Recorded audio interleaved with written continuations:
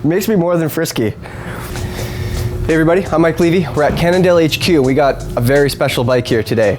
So this right here, this is the V4000, and this comes from a very different time, 1994. And this was from a time when obviously people dream big. And you know, something like this, I mean, they had some plans about it going into production, but I think realistically, there was probably no chance of it ever happening. And this was more of just like one of those projects that we don't see anymore today. Now today, people are, I mean, these companies, rightfully so, they're making things that they have to sell and maybe less fanciful. And this thing looks like something from a science fiction movie, and it's made from CNC'd everything, and there's only one of them in the world, and this is it, the V4000, the Alex Pong bike at Cannondale. Look at this thing. First of all, it makes me feel really weak because it weighs somewhere between 60 and 70 pounds, maybe, but it also makes me aroused. Look at how that fork works. So inside the fork and inside back here, I guess originally there were supposed to be torsion springs, like a wound spring, and a damper built in. And they pivot. Look at the size of this bearing here. Pivots right there. Look at this idler pulley up here that directs the chain up and over the main pivot, because the main pivot is at the end of the swing arm. Well, almost at the end of the swing arm. I guess this is the swing arm.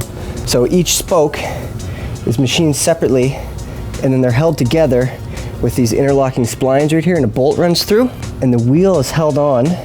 That looks like not a T25, maybe a T25, something small. And you see these claws right here? They hold on to that flange, and when you undo this bolt, the claws retract and you can take the wheel off if you need the wheel off. Look at this bearing here. So down here, this is obviously where your bottom bracket is, but it doesn't look like anything like a bottom bracket. There's no threaded cups or anything like that, but what there is a giant sealed bearing in here.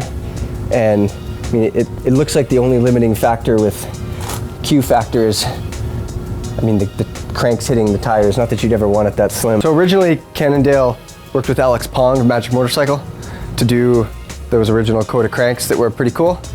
And then this was also a project of his. It's a project that tapped out at one, unfortunately. And if you look back here, you can see Magic Cannondale, the serial number, Proto number 1, made in USA.